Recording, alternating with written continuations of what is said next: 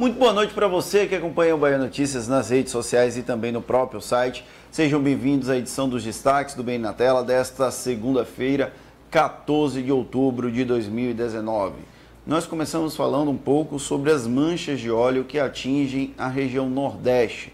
A Bahia assinou na tarde desta segunda-feira, na verdade o vice-governador, que é governador em exercício, João Leão, assinou um decreto de emergência nos 8 municípios já atingidos pelas manchas de óleo que atingem boa parte do Nordeste brasileiro. Ainda não se sabe a origem exata, só se sabe que o DNA do petróleo bruto é da Venezuela.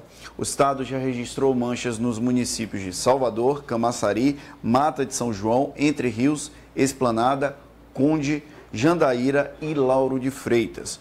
O vice-governador também autorizou a ajuda da sociedade civil para lidar com o problema e ainda pediu ajuda da Petrobras para tentar conter o avanço das manchas de óleo. De acordo com a Marinha, um boletim que saiu agora há pouco, o último registro ainda segue sendo em Salvador, ou seja, as manchas não avançaram mais ao sul da Bahia. O João Leão ainda sinalizou que existe a possibilidade do governo do estado judicializar a questão para impedir que as manchas de óleo cheguem aos rios.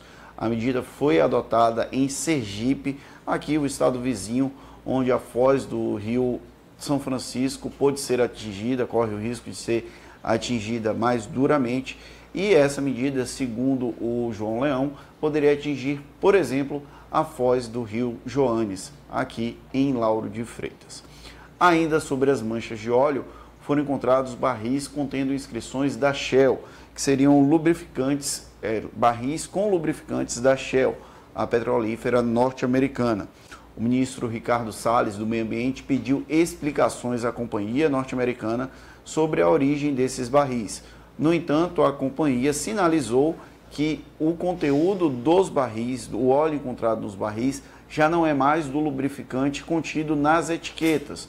Ou seja, a Shell sinalizou a possibilidade de uma reutilização desses barris para o transporte de petróleo, o que de alguma forma, segundo a Shell, isentaria ela dessa responsabilidade. Os barris, segundo a Shell, são de lubrificante e não de óleo bruto, como os encontrados nas praias do litoral nordestino e também no interior desses barris localizados em algumas praias.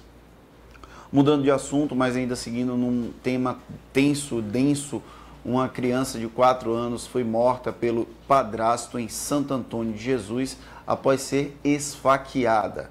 A criança de 4 anos estava com a mãe em casa, a mãe também foi esfaqueada pelo padrasto, que após o ataque se jogou do primeiro andar. O nome do homem é Edilton Araújo Andrade e relatos iniciais apontam que a criança não parava de chorar, o que teria iniciado uma discussão entre o padrasto e a mãe da criança.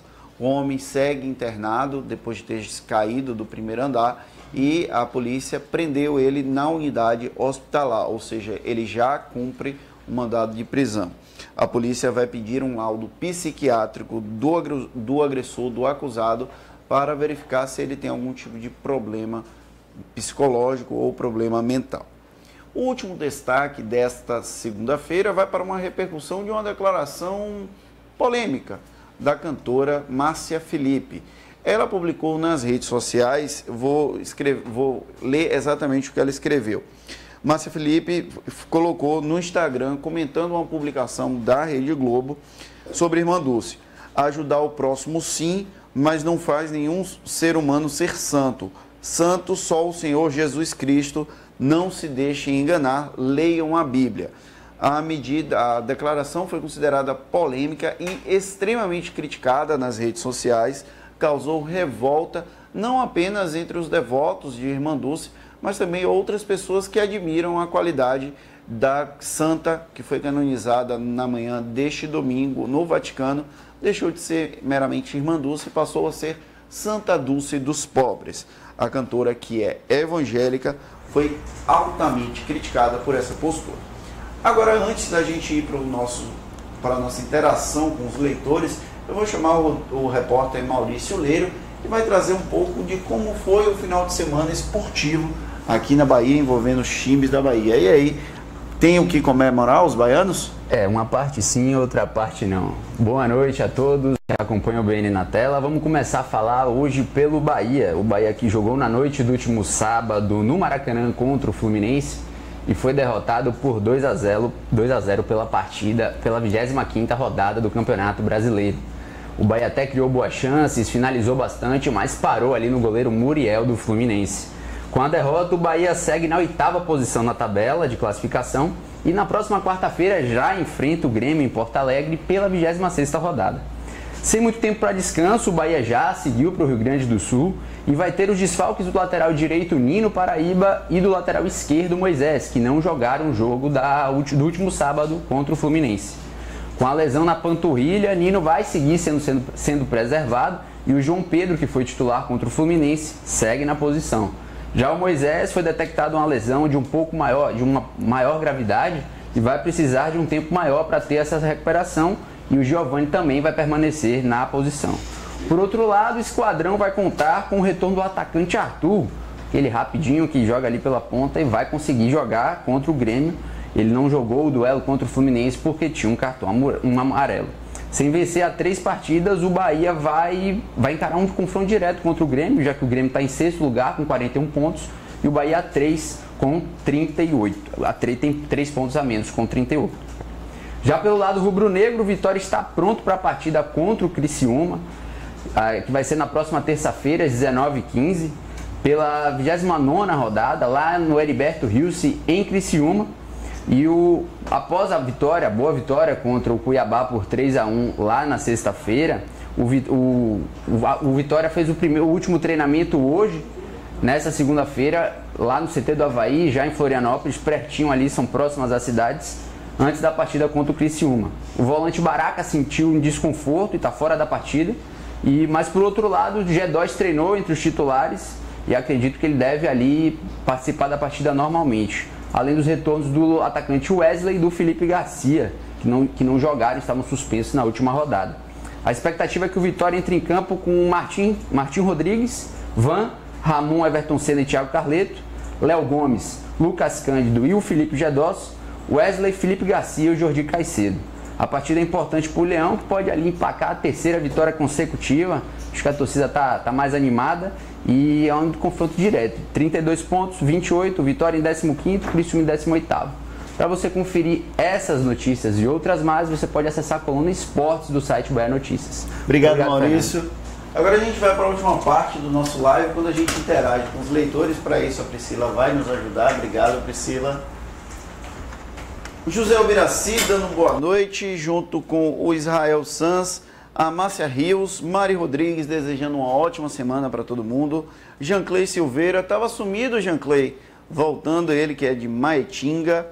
O Genival Cruz falando do Paraná, um abraço para os paranaenses. A Dinalva Ferreira dando boa noite, ela que está em Roma, do lado do Vaticano ali. Será que acompanhou de perto a canonização de Irmã Dulce? Ela disse que não iria, mas qual será a repercussão da canonização dela na Itália? Ramiro Melo dando boa noite, Márcia Rios falando que essas manchas são preocupantes, pois vem chegando o verão. Realmente isso pode ter um impacto no mercado do turismo aqui na Bahia, e não só na Bahia, mas em todo o Nordeste. É uma preocupação muito válida, Márcia. Alex Bahia, saudações tricolores, o Bahia na luta para o acesso à Libertadores. Sandra Costa Damasceno, o Israel Sanz está pedindo para a gente falar sobre a ida de Assemineto e Rui Costa a Roma. Você tem um comentário que saiu hoje, 7h20 da manhã, aqui no Bahia Notícias, pode ler com mais detalhes. A Dinalva Ferreira está falando que o petróleo pode causar problema com o verão chegando, está na mesma sintonia com a Márcia Rios. Deixa eu ver quem mais aqui. O Lucas Galdino pedindo um abraço para Ipiaú. O Israel Sanz pedindo detalhes sobre a separação de Tiaguinho e Fernanda Souza. Isso aí você encontra na coluna Holofote aqui do Bahia Notícias. A Maria Bernadette Moreira interagindo com a gente, dando boa noite especial para mim. Um beijo para ela. Deixa eu ver quem mais. O Israel Santos está pedindo para o Maurício tomar café lá na casa dele. Olha, o Maurício está com moral. A Márcia Rios botando coraçãozinhos para o Maurício. Marcelo Lameu pedindo um abraço para ele de Mimoso, Silvano Oliveira falando com a gente, o Ricardo em Monte Santo e o Marcelo Lameu está cobrando o selo de super fã de volta. Aí você tem que brigar com o Facebook, já que é ele que coloca o selo. Ainda tem a Lúcia Araújo, a Alice Felipe Sique e a Lil Menezes dando boa noite. O BN na Tela fica por aqui, nós voltamos amanhã às 18 horas com as principais informações do dia. Mas se você quiser saber tudo o que acontece em Salvador, na Bahia, no Brasil e no mundo, não deixe de acessar bahianoticias.com.br. Um abraço e até amanhã.